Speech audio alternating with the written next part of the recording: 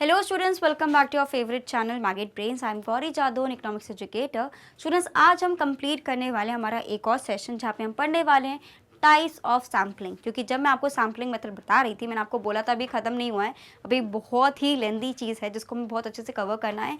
आज का जो वीडियो है, आज का जो सेशन है बहुत इंपॉर्टेंट है, वेरी वेरी इंपॉर्टेंट. इसको बिल्कुल अपने बुक्स में आप मार्क कर लेना. इससे क्वेश्चन तो आना ही आना है. इससे एक भी क्वेश्चन आप ये समझ लीजिए, कोई भी क्वेश्चन तो आएगा ही आएगा. आप लिख के रख लो ये चीज़, राइट. तो बिल्कुल भी इसको मिस नहीं करना है. बहुत इंटरेस्टिंग भी है, समझेंगे भी. कुछ टिप्स भी आपको बताऊंगी अच्छे से, कोई टिप्स ट्रिक्स जिससे आपको सारी चीज़ें अच्छे से याद रहें. राइट स्टूडेंट्स, तो आज का सेशन शुरू करने से पहले मैं आपको बता देती हूँ कि मैग्नेट ब्रेन्स एक ऐसा चैनल है जो आपको प्रोवाइड करता है high quality education, that too free of cost.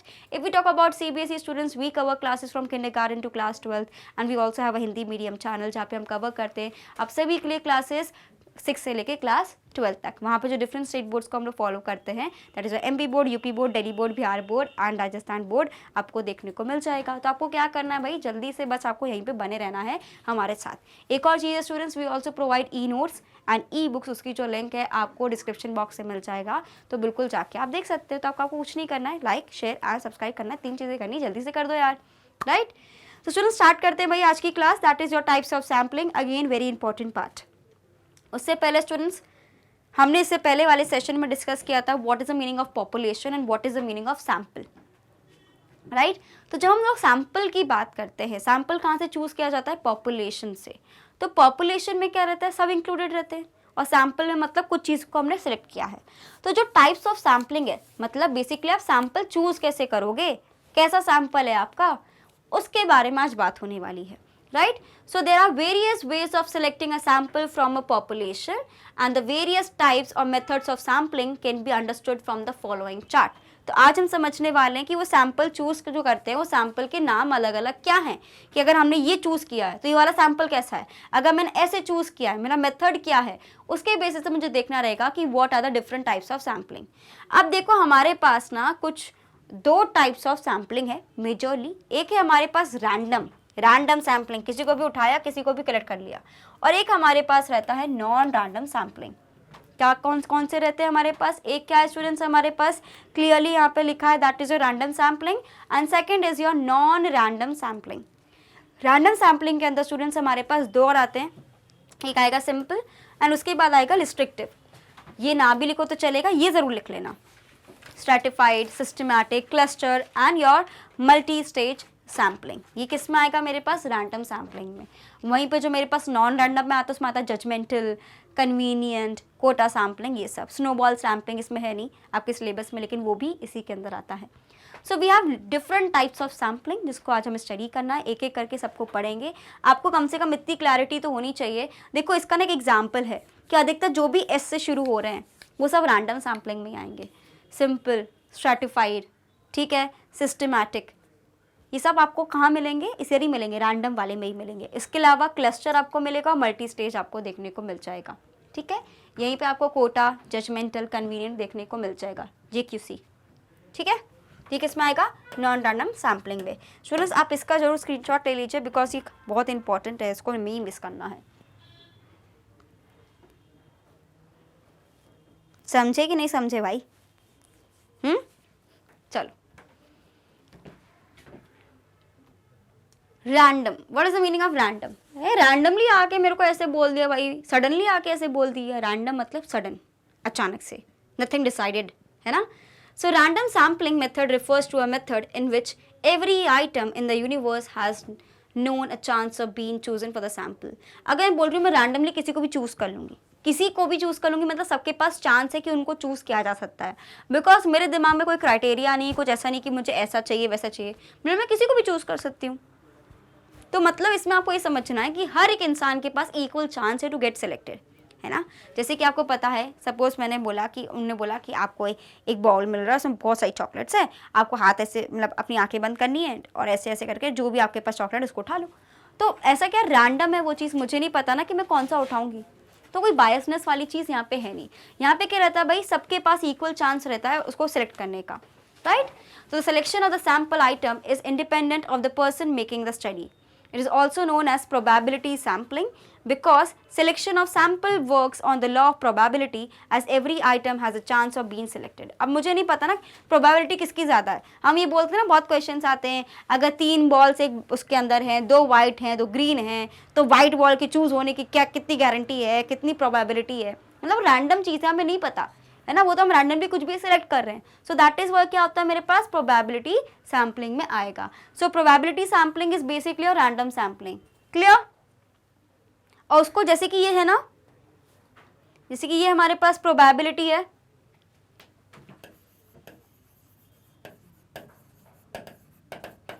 इसको हम लोग नॉन प्रोबेबिलिटी ही बोल देते हैं. तो बिल्कुल कंफ्यूज मत होना कि मैंने अलग से क्या लिख दिया. ठीक है, प्रोबेबिलिटी सैम्पलिंग आपका रैंडम सैम्पलिंग भी है, नॉन प्रोबेबिलिटी आपका नॉन रैंडम सैम्पलिंग भी है. ठीक है, तो पहले मैं आपको रैंडम समझा रही थी.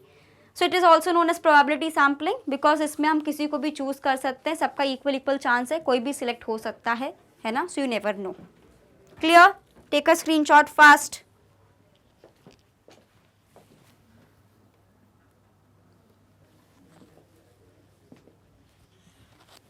Done?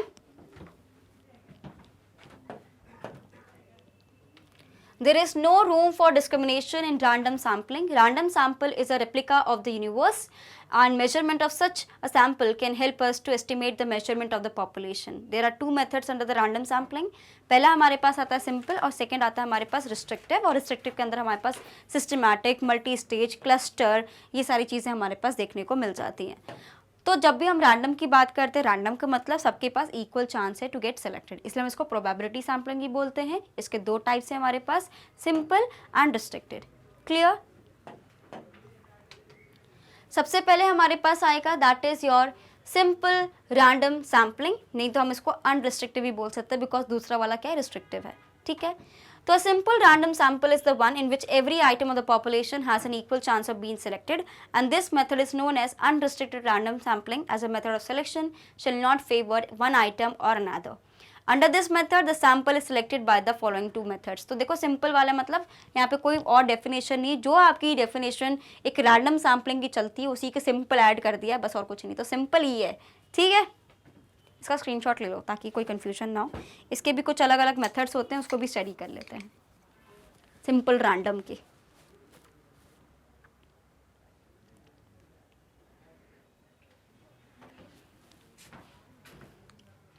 पहला है हमारे पास लॉटरी मेथड. लॉटरी तो किसी की भी लग सकती है, किसी की भी लग सकती है ना. लॉटरी सिस्टम का मतलब ही है ना कि रैंडमली भैया जिसकी किस्मत चमक जाए, है ना.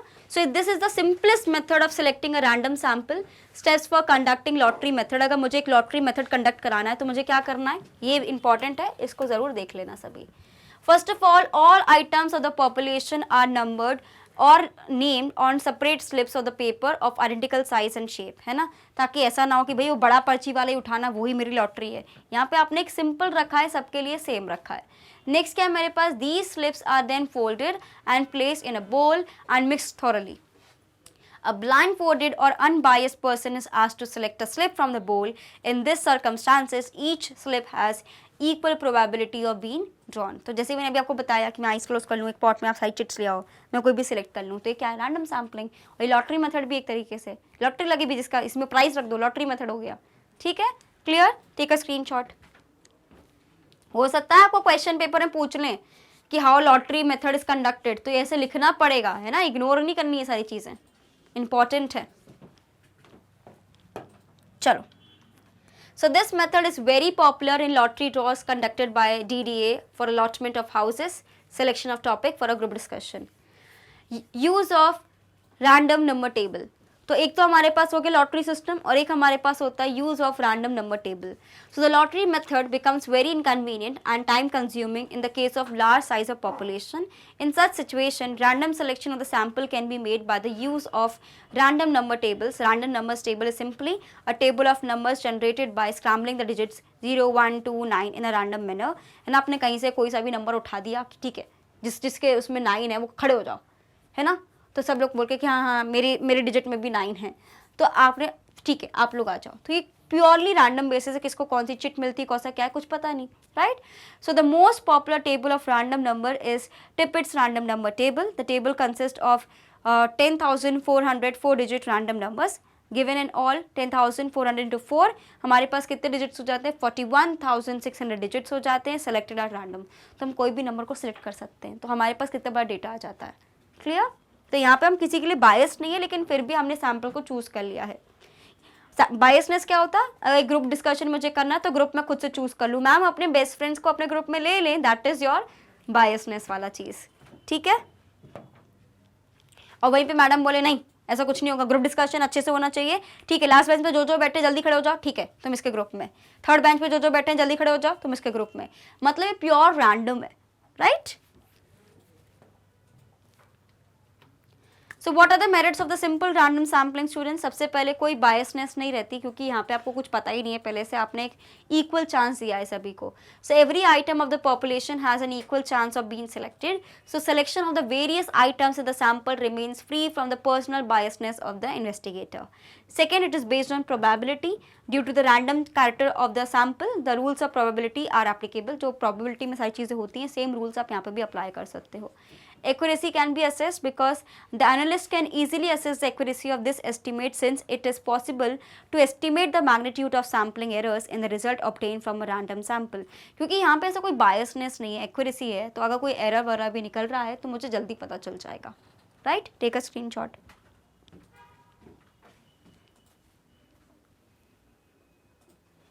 चलो.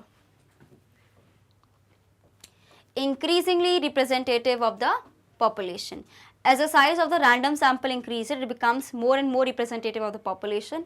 अगर आप ज़्यादा से ज़्यादा लोग को इंक्लूड कर लेते हो randomly, तो कहीं ना कहीं आपके पॉपुलेशन को अच्छे से रिप्रेजेंट करता है. Now what are the demerits of simple random sampling? पहला क्या है, unsuitable for small sampling. 4 लोग में क्या ही आप random sampling करोगे. हम बोलेंगे ठीक है 2 लोग इधर आ जाओ, 2 लोग इधर चले जाओ, तो स्मॉल साइज के लिए नहीं है ये. बेसिकली अगर आपके पास लार्ज पॉपुलेशन है तब अच्छा रहेगा. So the sample is not sufficiently large, then it may not be representative of the population and thus may not reflect the true characteristics of the population. Next क्या है हमारे पास, difficult to prepare sampling frames. The selection of the random sample requires the preparation of a sampling frame. अगर मुझे chits भी बनानी तो मुझे चिट्स बनानी पड़ेंगी ना, अगर मुझे टेबल से बनाना तो टेबल्स भी बनाने पड़ेंगी ना, तो इसमें मेहनत लगती है, आपको पहले से प्रिपेयर्ड रहना पड़ता है, which may be difficult for a large और इन्फिनाइट पॉपुलेशन. तो इतना बड़ा चीज़ें करना लार्ज स्केल पे कई बार एक तरीके से आपके लिए प्रॉब्लमैटिक हो सकता है. Clear. Take a screenshot. Done. Time consuming of course है. अब तुम एक एक करके चिट उठाओगे फिर बताओगे तो टाइम तो लगेगा. So the numbering of the population units and the preparation of the slip is quiet time consuming and uneconomical, specially when population is large. तो डेफिनेटली ये बहुत टाइम कंज्यूमिंग भी है, और ज़्यादा पॉपुलेशन है तो और भी ज़्यादा टाइम लगेगा. सेकेंड स्टूडेंट्स हमारे पास रिस्ट्रिक्टिव रैंडम सैम्पलिंग. अभी हम रैंडम सैम्पलिंग की दुनिया में ही घूम रहे हैं, है ना. तो यहाँ पे क्या होता है, the selection of the simple random sampling is appropriate when different items of the population are homogeneous. अगर सेम डेटा है तो ठीक है, कोई दिक्कत वाली बात नहीं है. लेकिन अगर मेरे पास डेटा बहुत ज़्यादा एक तरीके से कॉम्प्लेक्स है, हेट्रोजेनस है, तो उस केस में मुझे क्या करना पड़ेगा, मुझे रिस्ट्रिक्टेड रैंडम सैम्पलिंग करनी पड़ेगी. रैंडम ही होगा लेकिन कुछ रूल्स एंड रेगुलेशंस के साथ. In such cases it becomes necessary to select a random sample under a certain restriction such as restrictive random sampling. तो जब भी मेरे पास डेटा होमोजेनियस होगा तो मैं रैंडम सैम्पलिंग कर सकती हूँ, सॉरी सिंपल रैंडम सैम्पलिंग कर सकती हूँ. वहीं पे अगर जो मेरे पास जो डेटा है वो बहुत ही अलग है, that is heterogeneous,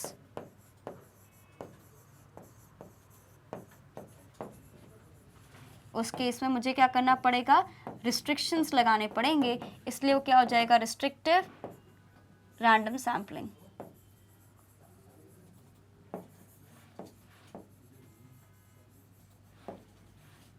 clear.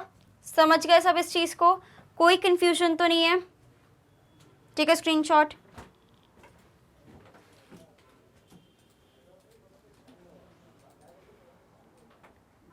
Done.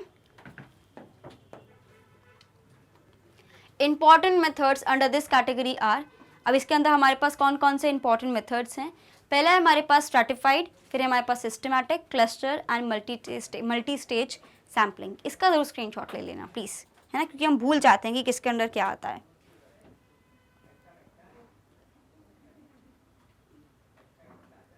Done. सबसे पहले समझेंगे स्ट्रैटिफाइड रैंडम सैम्पलिंग। अगेन मैं फिर से याद दिला रही हूँ कि हम लोग रैंडम सैम्पलिंग की दुनिया में ही घूम रहे हैं।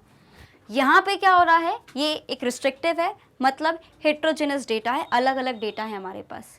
इन दिस मेथड द यूनिवर्स और the entire population is divided into number of groups और स्ट्रेटास। स्ट्रैटिफाइड मतलब स्ट्रेटास, ग्रुप में डिवाइड करना, है ना। And then certain numbers of items are taken from each group at the random to form a single sample of a population. ठीक है, for example suppose you want to know how many hours in average 10th or 12th or 11th class student studies every month. For this, students can be divided into 3 stratas comprising of commerce, science and humanities. ठीक है, क्या हमने पहले divide कर दिया, उसके बाद बोला ठीक है 5 कॉमर्स के आ जाओ, 5 इसके आ जाओ, 5 इसके आ जाओ, उसके बेसिस पे आपने 15 का सैंपल रेडी कर लिया। तो ये क्या हो गया, स्ट्रैटिफाइड। तो पहले आपको पता है कि अगर मैं ऐसे उठा लेती कहीं से भी तो हो सकता है कि पूरे के पूरे साइंस के ही आ जाते, पूरे के पूरे कॉमर्स के ही आ जाते, पूरे के पूरे ह्यूमैनिटीज़ के ही आ जाते। लेकिन क्योंकि मैंने कुछ रिस्ट्रिक्शंस लगा दिए, सबसे पहले मैंने क्या किया, जब भी हम स्ट्रैटिफाइड वाली कंडीशन से बढ़ते हैं हम लोग सबसे पहले उसको डिवाइड करते हैं स्ट्रैटास के बेसिस पे, एंड उसके बाद उसमें से चूज़ कर लेते हैं।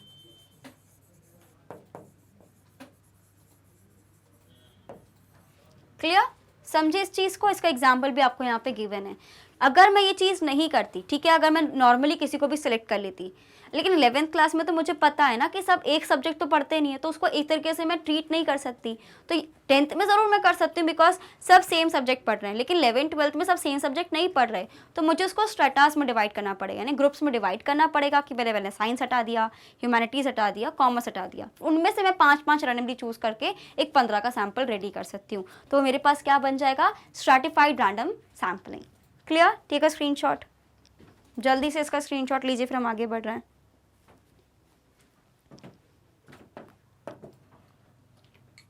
Its basic purpose is to ensure that all the characteristics of a heterogeneous population are adequately represented in the table and in the sample. It also helps in increasing the accuracy of the results of investigation. Because simple सी बात है, अगर मुझे भाई एक पता लगाना है ना, एक डेटा के बारे में, 11th स्टैंडर्ड के बारे में, 3 अलग अलग सब्जेक्ट्स वो पढ़ रहे हैं, हर कोई अलग सब्जेक्ट पढ़ रहा है, ह्यूमैनिटीज़ टोटली अलग है, कॉमर्स अलग है, साइंस बिल्कुल ही अलग है, तो उस केस में हमारे लिए बहुत ही ज़रूरी है कि हम तीनों को समझ के चलें, राइट। तो इसलिए हमें क्या करना पड़ेगा, तीनों का डेटा मुझे कलेक्ट करना पड़ेगा। क्लियर, समझे इस चीज़ को, गॉट इट, पक्का, ओके।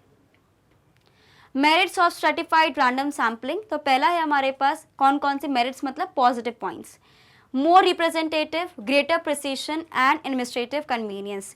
देखो इसका पॉइंट ऐसे समझ सकते हैं कि अब मेरे को समझना आसान हो गया कि ठीक है, साइंस के बच्चों का ये एक तरीके से टाइम टेबल है, ह्यूमैनिटीज़ का ये टाइम टेबल है और कॉमर्स का ये टाइम टेबल है, उसके बेसिस में मैं प्लानिंग कर सकती हूँ, तो ये हमारे लिए आसान हो गया। ग्रेटर प्रिसेशन, बिकॉज पहले मेरे को समझ नहीं आ रहा था, मैं कहीं से भी डेटा उठा रही थी, लेकिन जब मैंने स्ट्रेटास में डिवाइड करके लिया तो मेरे पास एक हेट्रोजेनस पॉपुलेशन का एक्यूरेट डेटा मेरे पास आया। मोर रिप्रेजेंटेटिव हुआ बिकॉज अदरवाइज मैं ऐसे ही सेलेक्ट कर लेती, पता चलता पूरे कॉमर्स के ही आ जाते, तो साइंस और ह्यूमैनिटीज़ नहीं समझ आता। इसमें क्या होता है कि हर एक उससे एक पर्टिकुलर मेंबर हमारे पास है, तो मैं बेटर रिप्रेजेंटेशन हमें देखने को मिलता है।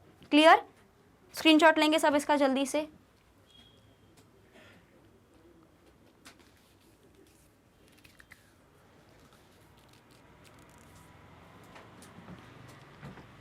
It ensures administrative convenience by dividing the population into a certain homogeneous strata and substrata. Clear?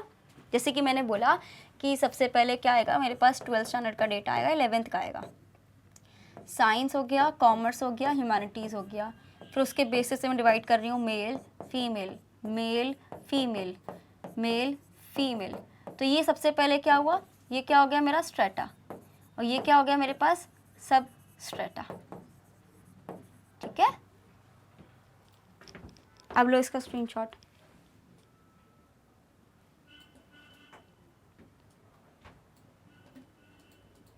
Done. greater geographical concentration. So the units from the different strata may be selected in such a way that all of them are localized in a particular geographical area. This helps in reducing the time and the expense of taking an interview.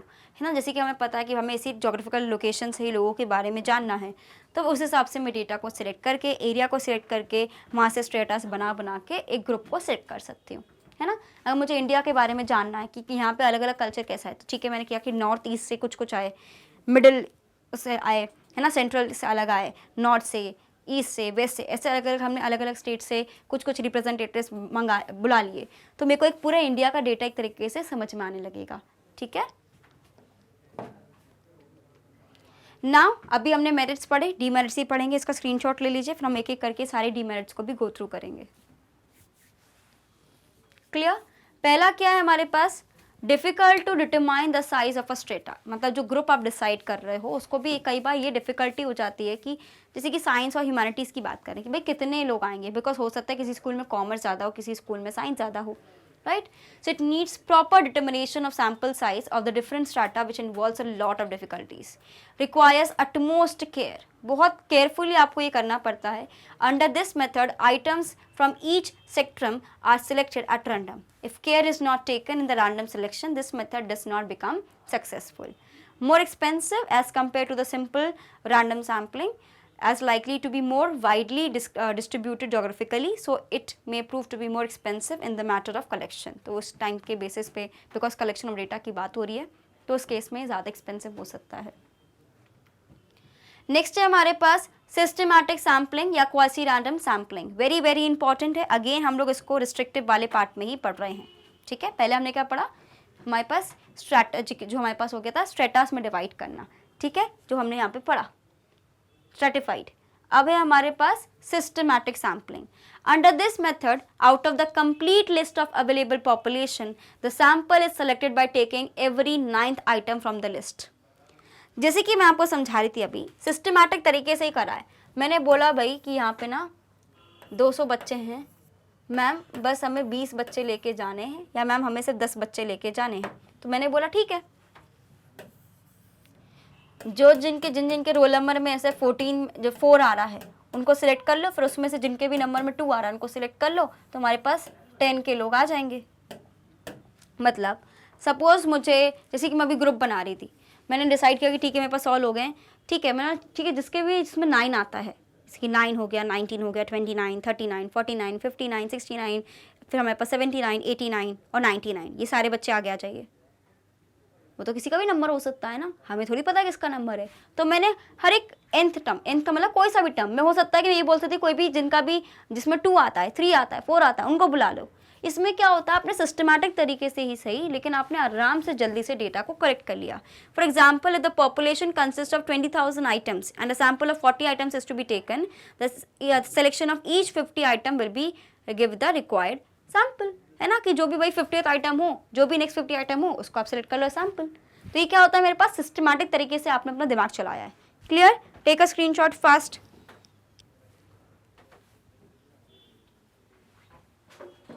Done, students? In order to obtain reliable and accurate results, it is necessary that the list is arranged wholly at random, है ना, ताकि आप बिल्कुल randomly लोगों को इकट्ठा करो। ऐसा नहीं कि आपने कुछ गड़बड़ कर दी इकट्ठा करने में ही, तो फिर तो हमारा जो डेटा आया वो गड़बड़ आएगा, है ना। रैंडम तरीके से आपको खड़ा करना है लोगों को, जैसे कि लाइन में कैसे खड़ा कर दिया, ठीक है, जो भी 9th वाला आ जाओ जल्दी, ठीक है। This method is also known as quasi-random sampling because the list is prepared in some random order like geographical, alphabetically, कैसे भी आप अरेंज कर सकते हो। तो याद रखना, quasi-random sampling किस में आता है, systematic sampling में आता है, ठीक है। Take a screenshot fast. Done, students? Merits of systematic sampling है, पहला है मेरे पास simple and convenient, बहुत आराम से हो जाता है, कोई दिक्कत नहीं होती है, टाइम भी कम लगता है और हमें रिजल्ट्स भी अच्छे मिलते ही हैं। तो पहला क्या है हमारे पास, simple and very convenient. So the systematic sampling is more convenient to adopt as compare to the random sampling और द सर्टिफाइड सैम्पलिंग मेथड। यहाँ पे आप आसानी से कर सकते हो, बस बोल दिया 10 जिसके भी टर्म में 10 आता है जल्दी आ जाओ, 9 आता है जल्दी आ जाओ, जल्दी हो जाएगा, टाइम भी कम लगेगा और हमारे पास जो रिजल्ट्स आएंगे वो भी काफ़ी अच्छे आएंगे. So when the periodic features associated with the sampling internal are not there, the results obtained are found to be satisfactory. Right. Next we have is the demerits of the systematic sampling. Students देखो, ये आपको समझना पड़ेगा, biasness वाली चीज़ होनी नहीं चाहिए, लेकिन फिर भी हो सकती है अगर हम लोग डेटा को सही से अरेंज नहीं करते. Right. So the bias results in the case of periodic feature. The results of the systematic sample can be very misleading if there is जो हम लोग बात करते हैं ना, एक पीरियोडिक टेबल में हर एक चीज़ को हम लोग सिस्टमैटिक तरीके से जमाते हैं. वैसे ही डेटा अगर आप सिस्टमैटिक तरीके से जमा रहे हो, आपको पता है कि कौन सा डेटा कहाँ है, और आपने उसी तरीके से बोला ठीक है सेकंड नंबर पे जो है वो आ जाओ. कई बार होता है ना कि ऐसे कोई एक्टिविटी वगैरह होती है, हम अपने दोस्त से बोलते हैं अरे मैम ना ऑल्टरनेट चूज़ करती है तो ऑल्टरनेट खड़ी हो ना, मेरे बगल में मत खड़ी हो ना, तो अपन एक टीम में आ जाएंगे. इस टाइप का biasness. Right. Possible only when complete list is available. जब मेरे पास पूरा डेटा अवेलेबल होगा तभी हम सैम्पल को चूज कर पाएंगे. So this method can be used in those cases where a complete list of population from which sample is to be drawn is available. अगर मैं बोल रही हूँ कि 200 बच्चों से मुझे चूज करना है तो 200 बच्चे वहाँ पे मेरे पास होने चाहिए, उनका डेटा मेरे पास होना चाहिए. Unsuitable in the case of large population. It is not suitable for a large size universe. For that it will be very difficult to prepare the sampling frame. तो अगर आपके पास एक लिमिटेड एरिया है तो ठीक है चल जाएगा, otherwise it's not good. Screenshot लीजिए जल्दी से. डन. नेक्स्ट है हमारे पास क्लस्टर सैम्पलिंग. जैसे कि स्ट्रैटिफाइड में हम लोग स्ट्रैटास बनाते थे अलग अलग उसके बेसिस पे, क्लस्टर्स में भी एक तरीके से ग्रुप फॉर्मेशन टाइप का ही होता है.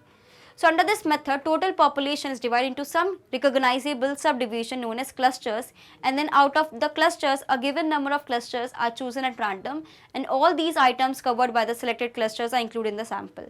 Suppose we are interested in obtaining the income status of the households of the rural areas of the UP या Uttar Pradesh. Now, if there are about 100 villages, then obtaining a list of all the households may be a difficult task. Under cluster method, it is possible to divide these 100 villages into different clusters such that they are homogeneous between themselves, like including some villages which are economically weaker, some with a sound economic background. If 15 clusters are formed in this manner, then out of these clusters, we can select some clusters like 2 clusters at random, and all the households of village covered by these 2 clusters will form a cluster sample. तो देखो cluster sampling में भी आप एक तरीके से group formation ही कर रहे हो. ग्रुप कैसा होना चाहिए, अगेन होमोजीनियस नेचर होना चाहिए कि जिनमें सिमिलर कैरेक्टरिस्टिक्स हो.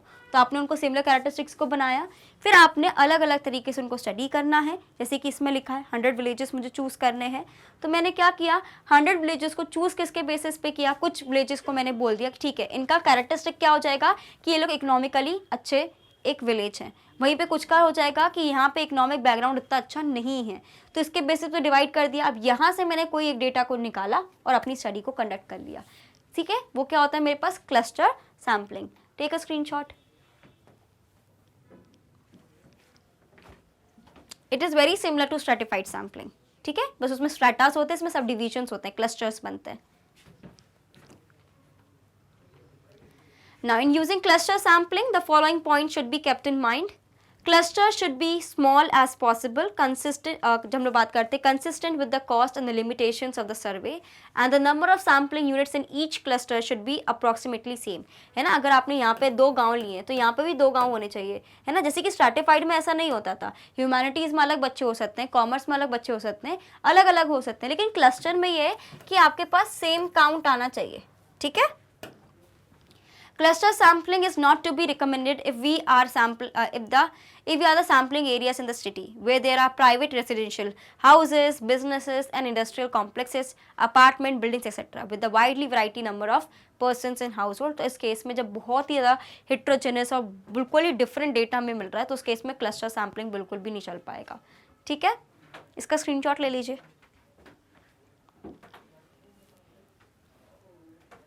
Done. Okay. Now we will study about the demerits of the cluster sampling.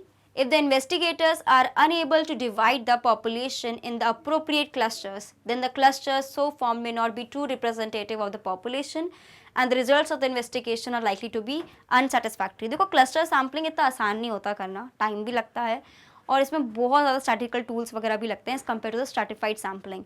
और यहाँ पे ये भी है कि आपने जो बनाया है ग्रुप उसमें सेम नंबर होना चाहिए, अदरवाइज आप नहीं कर सकते study, right? And this method may give biased results if the clusters represent the entire population are formed under a biased opinion, है ना? तो आपको ये समझना पड़ेगा कि अगर मेरा जिस ऑब्जेक्टिव से मैंने क्लस्टर्स को बनाया और बायसनेस से बनाया है तो वो बायस्ड ही रहेगा वो सारी चीज़ें। What are the merits?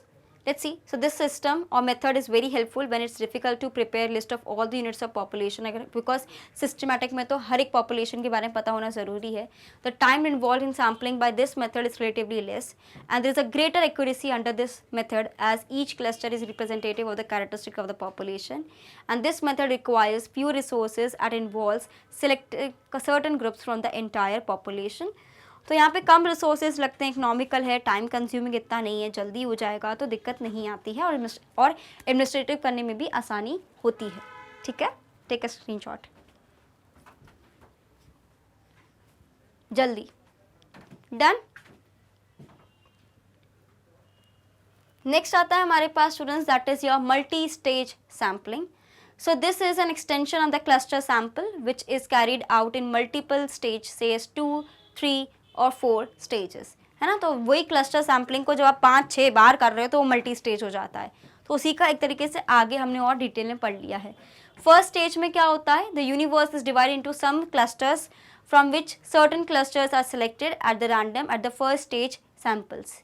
In the second stage the selected first stage samples are again sub divided. जैसे कि अभी मैं बात करूँ, यहाँ पे 100 का डेटा है, मैंने उसको 20 के केस में 5 के उसमें डिवाइड कर दिया।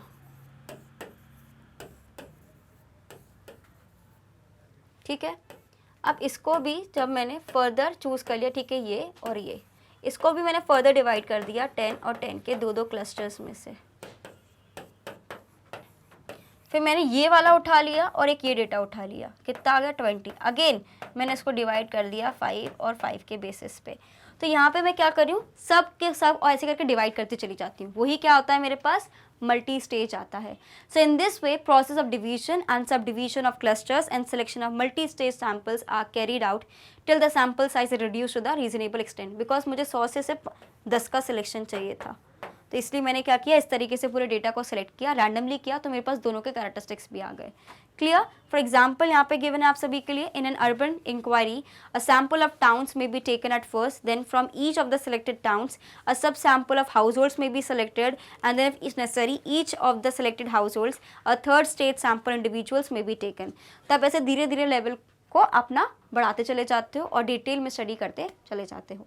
क्लियर? Take a screenshot. ये कौन सा है हमारे पास, मल्टीपल स्टेज है, किस में आता है, रिस्ट्रिक्टेड सैम्पलिंग में आता है, मतलब रैंडम सैम्पलिंग की हम बात कर रहे हैं। ठीक है, so what are the merits of multiple या मल्टी स्टेज सैम्पलिंग क्या है? Researchers can apply this method to make clusters and sub clusters until they reach the desired size. तो मतलब आपके पास जितना ही बड़ा डेटा क्यों ना हो, आप उसको रिड्यूस कर करके मल्टीपल स्टेज से बहुत सिंपल और सिंगल यूनिट में लेके आ सकते हो। ठीक है, this method is economical and time effective as it helps to cut down the population into smaller groups. तो हमारा पास टाइम भी बचता है, पैसा ही बचता है, and it is flexible method as it always allows the researcher to carefully make the selection of sample group. Clear? Take a screenshot.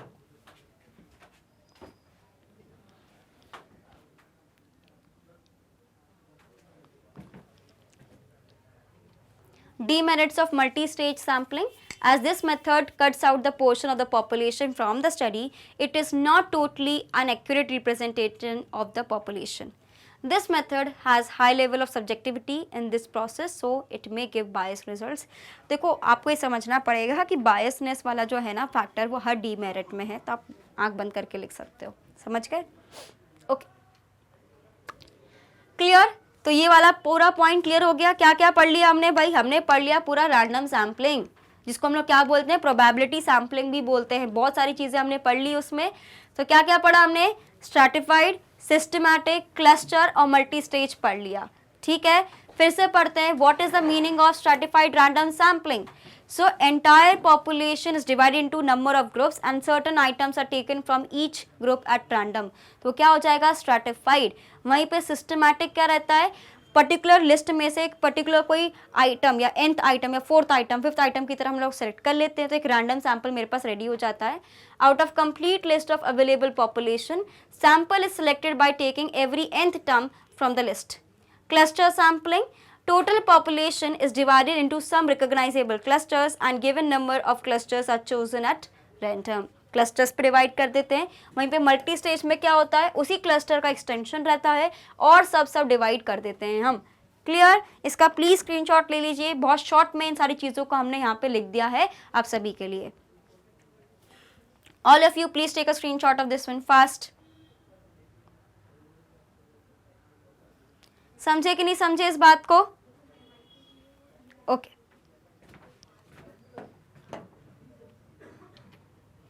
अब हमारे पास क्या आ रहा है, नॉन रैंडम, या मैं बोल सकती हूं नॉट या non probability one.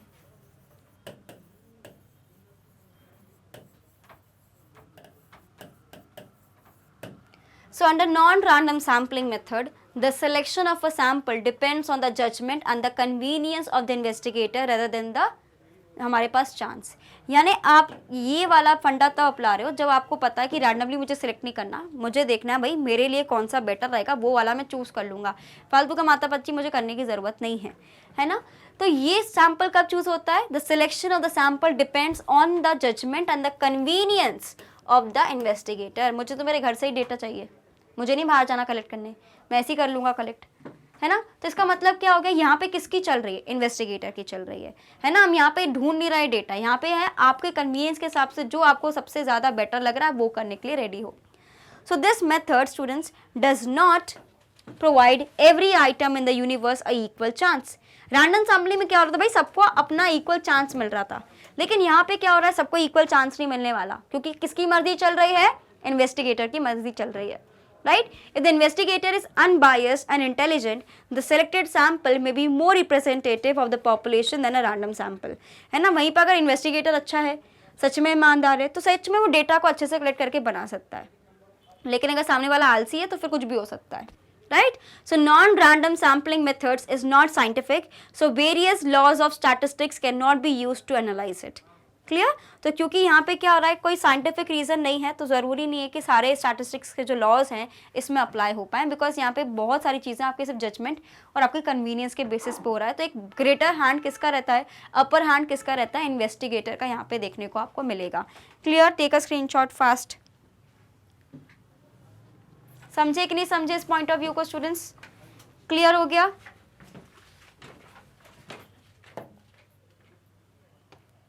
Now, the main methods of non-random sampling are, एक है मेरे पास judgment sampling, एक है मेरे पास quota sampling और एक है मेरे पास convenience sampling। 3 types of sampling मुझे पढ़ने हैं। देखो, जजमेंट का मतलब क्या रहता है, कहीं ना कहीं आपका एक पॉइंट ऑफ व्यू आ रहा है, आप किसी चीज़ को एनालाइज करो, आपका जजमेंट है ना, बायसनेस वाली चीज़ आ रही है। तो जजमेंट सैम्पलिंग का मतलब है कि आप एक तरीके से अपना पॉइंट ऑफ व्यू को रख रहे हो आके। कन्वीनियंस का मतलब रहता है जो आपके लिए सबसे ईजी पड़े वो चीज़ कन्वीनियंट हो। एंड कोटा का मतलब रहता है जो आप एक पर्टिकुलर कट ऑफ रखते हो, है ना, एक पर्टिकुलर आपने रिस्ट्रिक्शंस डाल दी, उस पर जो क्लियर कर जाएगा उसको रख लेंगे, जो नहीं क्लियर करेगा कोई बात नहीं। राइट? तो इनके मतलब ही समझते हैं जल्दी से। क्लियर? पहला स्टूडेंट्स है हमारे पास judgmental sampling. So under this method the choice of sample items depends exclusively on the judgment of the investigator. Therefore, investigator should be fully trained and should have a good knowledge of the population। है ना भाई, अगर हम बात कर रहे हैं कि मुझे पूरे का पूरा एक एमपी स्टेट के बारे में जानना है, तो भाई उसको एमपी स्टेट के बारे में काफ़ी कुछ पता होना चाहिए। राइट? चलो एमपी बहुत बड़ा हो गया, हमने बोला स्कूल के बारे में रिसर्च करनी, तो भाई इसको स्कूल के बारे में हर एक चीज़ पता होनी चाहिए, तभी तो अपना सैंपल सही तरीके से जज कर पाएगा। तो पहला पॉइंट क्या होता है कि जो भी इन्वेस्टिगेटर है should have a good knowledge of the population. ये चीज़ क्लियर हो गई कि उसको एक गुड नॉलेज ऑफ पॉपुलेशन होनी चाहिए। नेक्स्ट क्या है, the selection is deliberate and is based on own idea of investigator about the sample units. He drawers the sample such that it becomes a representative of the population. तो ये पूरी की पूरी इसके आइडिया रहेगा, investigator की चलनी। Deliberate का मतलब होता है जानबूझकर, तो किसके ऊपर बेस्ड है, इन्वेस्टिगेटर के ऊपर बेस्ड है कि उसको क्या करना है, कैसे करना है। ठीक है, and the chance of inclusion of some items in the sample is very high while that of other is very low. जैसे कि दूसरे जो हमने रैंडम सैम्पलिंग में पढ़ा था उसमें हमने ये चीज़ को पढ़ा था कि वहाँ पे सबको इक्वल चांस मिल रहा था, लेकिन यहाँ पे सबको इक्वल चांस नहीं मिल रहा है। यहाँ पे प्योरली किसके ऊपर डिपेंड करता है, इन्वेस्टिगेटर के ऊपर डिपेंड करता है। Clear, take a screenshot students fast, जल्दी से स्क्रीनशॉट लीजिए इसका।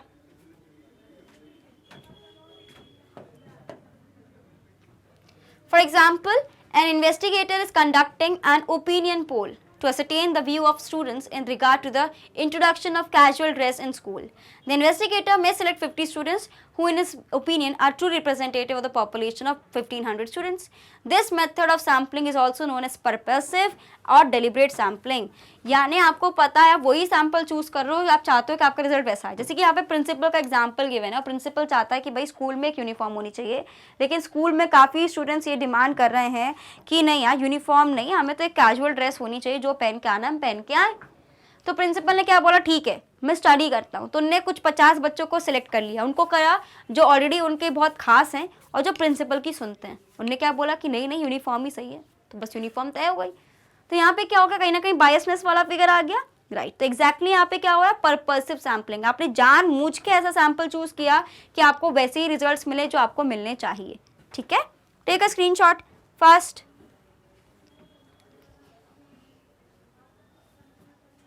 डन। अब इसके मेरिट्स क्या हैं, व्हाट आर द मेरिट्स, जल्दी से देख लेते हैं। सिंपल है, इजी है, क्योंकि कुछ तो करना नहीं है, आपकी मर्जी के साथ सब चल रहा है, right. So this method is simple and easy to adopt या adapt as it does not require complicated procedures to draw sample. आपको सैंपल को ढूंढने में, बनाने में इतनी मेहनत नहीं लगेगी, बिकॉज ये पूरा आपके कन्वीनियंस पे बेस्ड है। प्रॉपर रिप्रेजेंटेशन की अगर बात करें, this method enables the sample to be true representative of the population when the investigator has full knowledge of the composition of the universe and is free from biasness। Proper representation तभी होगा जब investigator भी एक तरीके से एक proper investigator की तरह बिल्कुल भी बायसनेस नहीं रखेगा और बहुत ट्रूली और ऑनेस्टी के साथ अपनी रिसर्च को कंडक्ट करता है। अदरवाइज क्या होगा कि फिर तो ये प्रॉपर रिप्रेजेंटेशन पॉसिबल ही नहीं है। नेक्स्ट क्या है हमारे पास, अवॉइड इररेलेवेंट आइटम्स। तो हमें पता है क्योंकि हम खुद से चूज कर रहे हैं, है ना, तो हमने खुद से चूज किया है, तो हमें पता है भाई हमें कैसा चाहिए सैंपल। तो यहाँ पे मुझे पता है जो भी चीज़ें इररेलेवेंट है, जो मुझे रिक्वायर्ड नहीं है, उसको मैं एलिमिनेट कर सकती हूँ, right. So this method helps to choose those items in a sample which are of prime importance. तो मैं उन्हीं को चूज करूँगी ना। देखो सपोज मेरे को एक तरह से ग्रुप डिस्कशन करना है ना, और ग्रुप डिस्कशन के बेसिस से मिलेंगे 50 नंबर, तो मैं उन्हीं को चूज करूंगी ना, those who are people who are good at communication या मेरे फ्रेंड्स हैं। तो मैंने अपने कन्वीनियंस के अकॉर्डिंगली चूज कर लिया। यहाँ पे भी तो इन्वेस्टिगेटर वही कर रहा है कि अपने कन्वीनियंस का हिसाब से वो चूज कर रहा है, right. Clear, take a screenshot of it fast.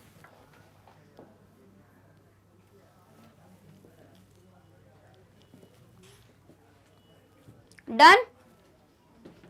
समझे कि नहीं समझे इस चीज को, क्लियर, ओके। नेक्स्ट है हमारे पास डीमेरिट्स ऑफ जजमेंटल या जजमेंट सैम्पलिंग। पहला क्या है मेरे पास, पर्सनल प्रेजुडिस। इसका मतलब क्या रहता है, आपका personal opinion. So the personal prejudice और the biasness of the investigator may lead to a sample which may not be the representative of the population. तो जब मैंने अपनी मर्जी से चीज़ों को चुना है, तो हो सकता है कि कई बार मैंने अपने जो मैं चाहती हूँ कि रिसर्च का निकले, एक तरीके से फीडबैक निकले, सजेशंस निकले, आउटकम निकले, तो मुझे पता है कि मुझे यही सैंपल चूज़ करना है, मुझे जैसा चाहिए आंसर मुझे वही मिलेगा, तो मैंने वैसे ही स्टूडेंट्स को उठाया। तो इससे मुझे क्या पता, जैसे कि कई बार टीचर्स क्या करते हैं ना, समझ आया कि नहीं समझ आया, हमें पता है कि वो बच्चा बहुत अच्छा पढ़ता है, हमने उसको उठाया कि तुम्हें आया समझ में, आ गया, चलो ठीक है आगे बढ़ते हैं। यहाँ पे क्या किया है मैंने, एक तरीके से मुझे पता लगाना है, मैं सिर्फ एक बच्चे के बेसिस में पूरी पॉपुलेशन, पूरी क्लास के स्टैंडर्ड को तो पता नहीं लगा सकती, पर मैंने वो चीज़ करा। तो ये कैसे है, यहाँ पे कहीं ना कहीं मेरा एक पर्सनल जजमेंट आ गया है। क्लियर। नेक्स्ट क्या है मेरे पास, error of judgment. So the investigator should have the knowledge of the complete constitution of the population, which may not be possible in many cases. So there is a scope for the error of judgment in the selection of a sample. देखो अगर मुझे जो भी मेरा population है, population यानी universe, उसके बारे में मुझे अच्छे से इन्फॉर्मेशन नहीं है, तो जाहिर सी बात है जो मैं सैम्पल चूज करूँगी वो भी ज़्यादा इम्पैक्टफुल नहीं होगा, so that is why it is very important for me, अगर मैं चाहती हूँ कि ज़्यादा एरर ना आए जजमेंट में, तो मुझे जो भी पॉपुलेशन में चूज़ कर रही हूँ उसके बारे में पूरी इन्फॉर्मेशन हो। नेक्स्ट स्टूडेंट्स हमारे पास not an objective method. So it may be noted that even if a judgment sample is reasonably representative, there is no objective method for determining the size likelihood of the sampling error. Because यहाँ पे आप हर एक चीज़ खुद के हिसाब से कर रहे हो तो आपको लगेगा कोई एरर तो है ही नहीं, है ना, तो दिक्कत वाली बात है. ठीक है, स्क्रीनशॉट जल्दी से इसका स्क्रीनशॉट लीजिए. We have 2 more to study, right? समझे इस चीज़ को कि नहीं समझे सभी? जल्दी से बताएंगे मुझे. All of you have understood this thing?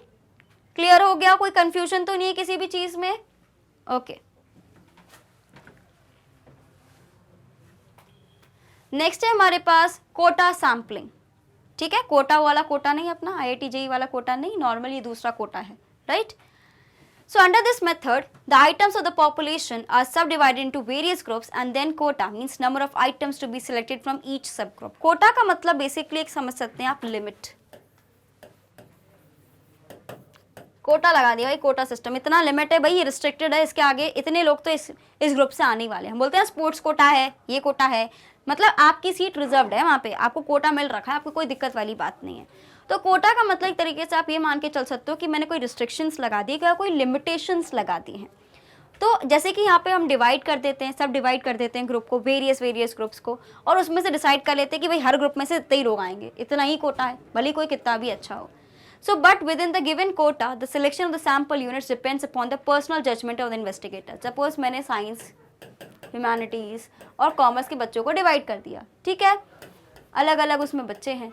मैं तो वही चूज़ करूँगी भाई जो मुझे अच्छा लग रहा है कि ये पढ़ने में अच्छा है, ये पढ़ने में अच्छी है, उसमें से मैंने चूज़ किया और अपना सैम्पलिंग कर लिया. बढ़िया. क्या हो गया ये? अगेन मेरा कोटा सैम्पलिंग हो गया कि भाई साइंस से 2 आएंगे, कॉमर्स से 2 आएंगे, ह्यूमैनिटीज़ से 2 आएंगे, टोटल अपना 6 का ग्रुप बन जाएगा. अब जो 6 का ग्रुप हमारे पास बन रहा है उसमें से मैं चूज़ कर लूँगी. अब मैंने 6 वही लोग चुने हैं जो मुझे लग रहा है कि भाई अच्छे हैं मेरे हिसाब से. ठीक है, तो ये क्या हो जाएगा मेरे पास, यहाँ पे मेरा एक पर्सनल जजमेंट आ गया, किसी को लेके कोटा लगा दिया कि 2 ही बच्चे आएंगे, लेकिन अपना पर्सनल जजमेंट लगा के 2 बच्चे मैंने चूज़ कर लिए. ठीक है. For example, in a survey of TV viewers, the interviewers may be told to interview 500 people living in a certain area. And that 55% of the interviewed are to be housewives, 30% should be school students and 10% should be employees. जैसे कि मैंने क्या बोला था कि 2 science से आने चाहिए, 2 ह्यूमैनिटीज से आने चाहिए, 2 कॉमर्स से आने चाहिए. तो मैंने क्या किया, यहाँ पे एक सर्टन लिमिट यहाँ पे लगा दी है, राइट, कि मैंने बोल दिया कि भाई इतना आपको करना ही पड़ेगा कि 55% आपका यहाँ से आ रहा है, 30% यहाँ से आ रहा है, 5% डेटा यहाँ से आ रहा है, तभी मैं आपके डेटा को सही मानूंगी. तो यहाँ पे आपने क्या फिक्स कर दिया है, कोटा फिक्स कर दिया है कि इतना परसेंटेज इस पर्टिकुलर पॉपुलेशन या सैम्पल साइज में होना ही चाहिए. Clear? Take a screenshot fast.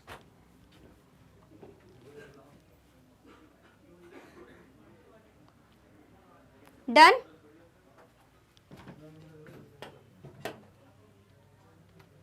Quota sampling is a special form of stratified sampling. It is very popular in the market surveys and opinion polls.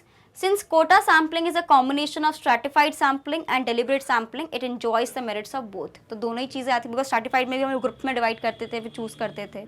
यहाँ पे भी सेम चीज़ हो रही है, लेकिन स्ट्रैटिफाइड में आप लोग ऐसे जानबूझ के पर्सनल जजमेंट के साथ डिवाइड नहीं करते थे, और कोटा में तो आप जानबूझ के ही डिवाइड कर रहे हो. ठीक है, तो इसका स्क्रीनशॉट ले लीजिए सभी, all of you. Quickly take a screenshot of this one.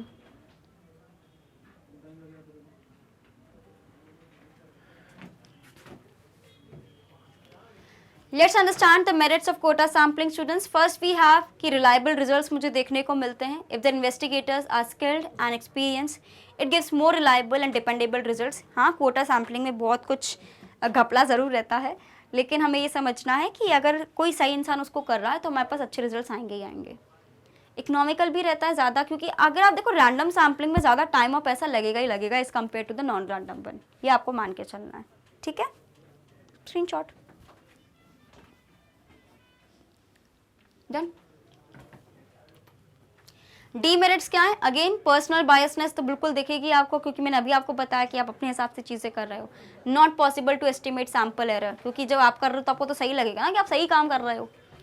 ठीक है, so there is a considerable risk that a bias sample may be selected according to the personal prejudice of the investigator, whereas it is not possible to estimate the sample error and the degree of accuracy achieve. तो ये दोनों ही चीज़ possible नहीं, क्योंकि आप बहुत बायस हो जाते हो, एंड बायस हो जाते हैं तो कुछ एरर तो लगता ही नहीं है ना। ठीक है, screenshot.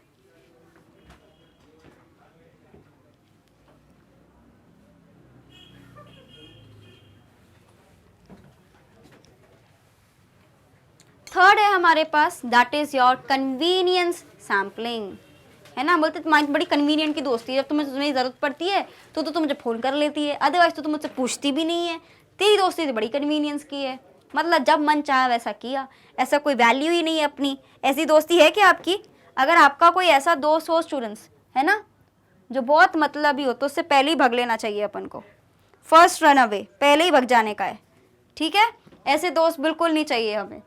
So students, under this method, while selecting the sample units, the investigator gives special attention to its convenience. So this method is used when population of interest is very large, or if investigation is to be completed in a short time frame, or the investigator does not have access to the all subgroups. तो क्या क्या हो सकता है भाई, बहुत सारी कहानी बोलती। पहला क्या है, when the population of the interest is very large, बहुत ही बड़ी population है अपने पास, तो क्या करें, बड़ी दिक्कत है। सेकेंड, इन्वेस्टिगेशन को बहुत जल्दी कंप्लीट करना है, बहुत कम टाइम है। थर्ड क्या हो सकता है, जब आपको पूरी इन्फॉर्मेशन नहीं हो, पूरा एक्सेस ना हो, तब हम बोल सकते हैं सिनेरियो में आपको कन्वीनियंट सैम्पलिंग कर लेना चाहिए, ठीक है। For example, to estimate the average height of an Indian, the investigator belonging to Delhi can take a convenient sample from the Delhi state only and estimate the average height of an Indian. This method of selecting the sample is also known as chunk sampling. Chunk का मतलब आपने एक particular large size में छोटे से उसको select कर लिया, ठीक है। समझे कि नहीं समझे? इसका स्क्रीनशॉट लिए जल्दी से, फिर हम आगे बढ़ रहे हैं। All of you quickly take a screenshot.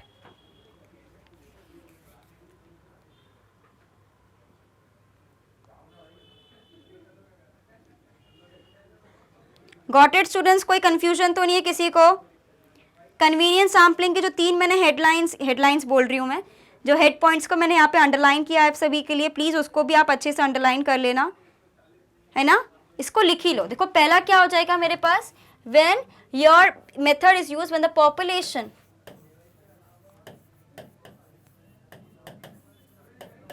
Is very large, ठीक है। पहला पॉइंट ये हो गया, या when you have very less time.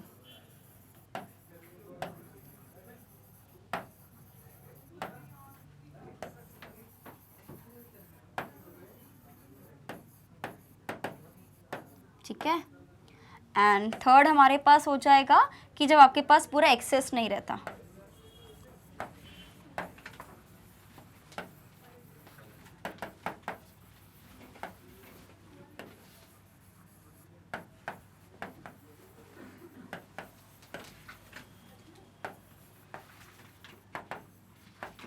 To all सब ग्रुप्स, क्लियर।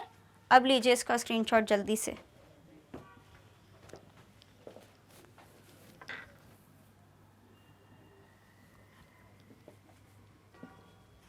समझे कि नहीं समझे?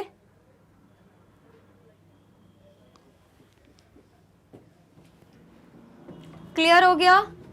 पक्का कि जब भी मेरे पास कन्वीनियंस वाली सैम्पलिंग है, मतलब या तो पॉपुलेशन मेरा बहुत ज़्यादा लार्ज है, या तो मेरे को पूरा एक्सेस नहीं है इन्फॉर्मेशन का, या मेरे पास टाइम बहुत कम है। जैसे कि आपको असाइनमेंट दिया जाता है ना कि रिसर्च करके लाओ, इस पे बनाओ, तुम्हें टाइम कम मिलता है तो चैट जीपीटी या कुछ भी अपने मन से बना के तुम लोग बस पकड़ा देते हो कि लीजिए मैम आपका हो गया रिसर्च वर्क। करते हैं ना अपन, कन्वीनियंस सैम्पलिंग है तुम्हारी बस। चलो आगे बढ़ते हैं। इसको ये ध्यान रखना, चंक भी बोलते हैं, ठीक है। मेरिट्स कौन कौन से भाई कन्वीनियंट सैम्पलिंग के, जल्दी से देखते हैं। पहला क्या है मेरे पास, इकोनॉमिकल है भाई। इकोनॉमिकल का मतलब क्या रहता है, कम एक्सपेंसिव है एंड लेस टाइम कंज्यूमिंग है, ठीक है, कि यहाँ पे आपको टाइम भी कम लगता है और पैसा भी कम लगता है। थर्ड क्या है, easy command, the units of the sample are easily located and contacted by the investigator, because आपको पता है हर एक चीज़ आपके हाथ में, आपको कन्वीनियंस के हिसाब से जो मन में आए करिए, कोई दिक्कत वाली बात ही नहीं है, तो कमांड तो आराम से मिलेगी। नेक्स्ट क्या है, सुटेबल फॉर पायलट सर्वे। अब मुझे जल्दी से बता दो what is the meaning of pilot survey. Pilot survey जल्दी से, what do you understand by pilot survey? Pilot कौन होता है भाई? ये इंपॉर्टेंट टर्म है ना। देखो पायलट सर्वे का मतलब होता है एक तरीके से आप प्री टेस्टिंग कर रहे हो किसी चीज़ की, है ना, किसी चीज़ के बारे में पहले से थोड़ी स्टडी कर रहे हैं ताकि डी डे पे कोई दिक्कत ना हो। तो ये क्या होता है मेरे पास पायलट सर्वे, कि अगर मैं बोल रही हूँ मुझे 100 लोग का सर्वे करना है, तो पहले आपने 5-6 लोगों से सर्वे देखा, आप जानना चाह रहे हो कि क्या मेरे पास रिजल्ट्स आ रहे हैं, तो उनको आप स्टडी कर रहे हो, तो किस में आता है मेरे पास, पायलट सर्वेज में आता है, right. So it is often use for making pilot surveys या studies in which questions are pre tested and preliminary information is obtained before finalising the sample design. तो जब भी मुझे ये करना है, पायलट सर्वे वगैरह करना है, तो उसमें हमेशा कन्वीनियंट सैम्पलिंग मेरे पास आएगी। कई बार एमसीक्यू में डायरेक्टली आपको ये वर्ड दे देते हैं, तो तुरंत आपको क्लिक कर जाना चाहिए, वेट, हाँ, तो तुरंत आपको ये क्लिक कर जाना चाहिए वाला वर्ड, पायलट सर्वे, ठीक है। किसके रिगार्डिंग बात हो रही है, जब भी हम बात कर रहे हैं हमारे कन्वीनियंट सैम्पलिंग की बात कर रहे हैं। Clear, quickly take a screenshot of this one fast.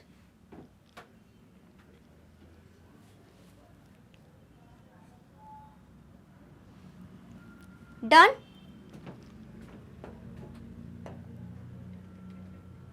Now quickly understand the demerits of your convenience sampling, कि क्यों क्यों चीज़ें हमारे पास जो कन्वीनियंस से इतनी आसानी से हो रही है, ये क्यों खराब है। Lack of representation.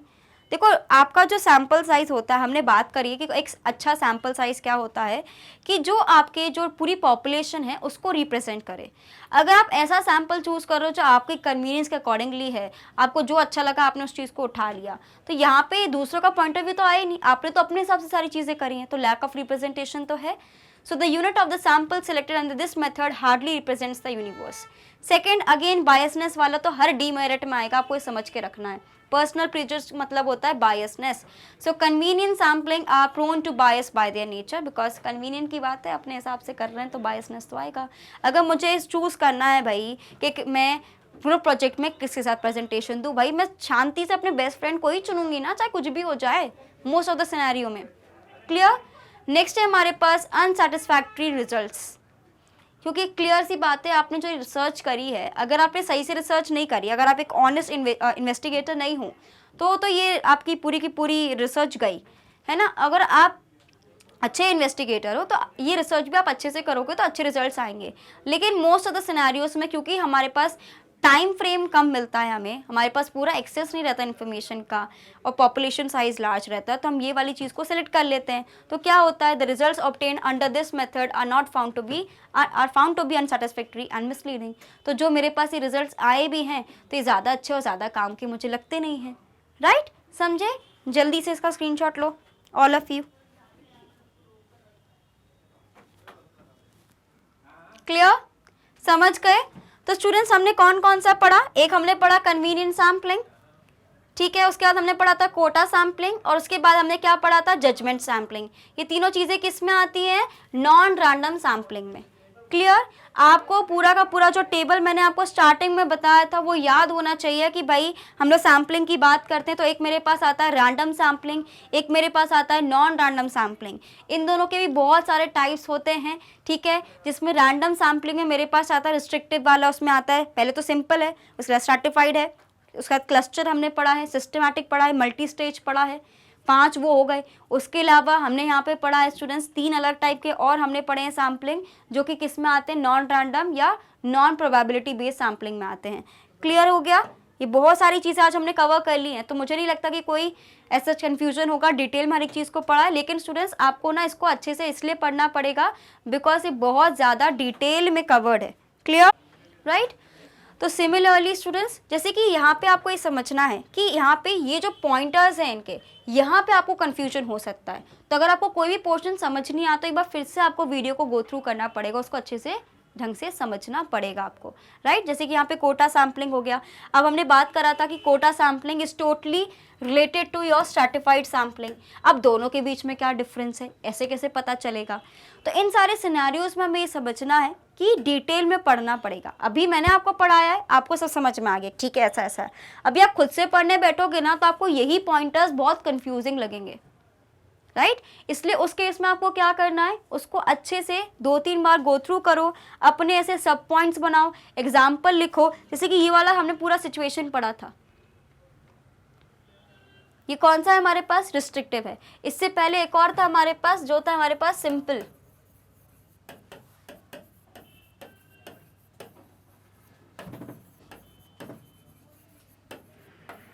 क्लियर।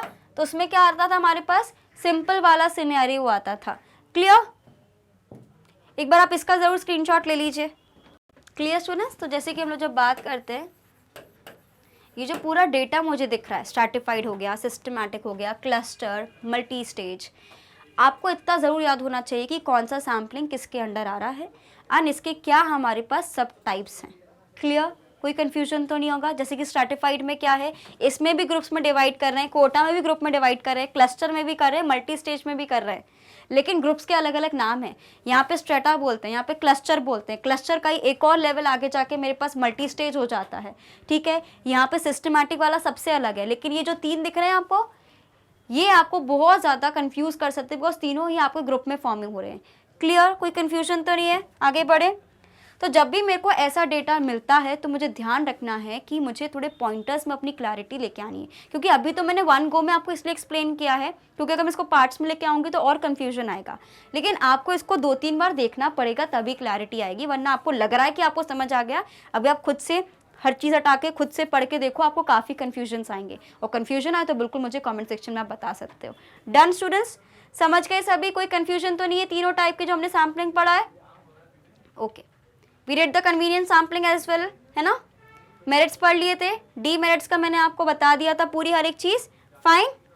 तो स्टूडेंट्स, इसी के साथ हमारा एक बहुत ही बड़ा सेशन कंप्लीट होता है, बिकॉज टाइप्स ऑफ सैम्पलिंग बहुत इंपॉर्टेंट है और इससे एक क्वेश्चन मस्ट होता ही है। और आप सभी ने देखा कि कितने सारे टाइप्स हमने पढ़े, 7 टाइप्स ऑफ सैम्पलिंग पढ़ लिए, उससे पहले भी काफ़ी सारी चीज़ें हमने पढ़ी। सो दैट इज़ वाई थोड़ा टाइम कंज्यूमिंग है हर एक चीज़ को डिटेल में पढ़ना, मेरिट्स डीमेरिट्स पढ़ना, इट्स नॉट ईजी। तो अभी तक आप मेरे साथ बने हुए हैं तो students well done, good job, because it's not easy कि पूरा एक गो में आप सारी चीज़ों को समझ पाए। आपको कोई भी डाउट हो आप मुझे बिल्कुल कमेंट सेक्शन में बता सकते हो।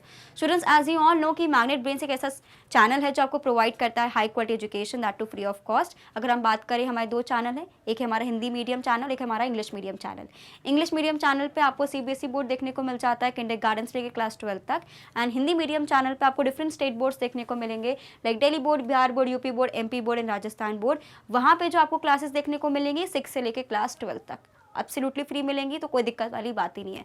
We also provide e notes and e books, उसकी जो लिंक है आपको डिस्क्रिप्शन बॉक्स से मिल जाएगी, तो कभी भी जाके आप देख सकते हो। स्टूडेंट्स, हमें सिर्फ यूट्यूब पे नहीं, डिफरेंट सोशल मीडिया साइट्स पे आपको फॉलो करना है, like Facebook, Instagram, Twitter and WhatsApp, ताकि कोई भी इंपॉर्टेंट अपडेट आपसे बिल्कुल ही मिस ना हो। तो ऐसे आप मेरे साथ बने रहिए इस जर्नी पे, because we have still so many chapters to complete in statistics. तो रेगुलर आपको मेरे साथ बने रहना है मैग्नेट ब्रेन्स पर। मैं मिलती हूँ आपसे नेक्स्ट वीडियो में। Till then bye bye and thank you for watching this video.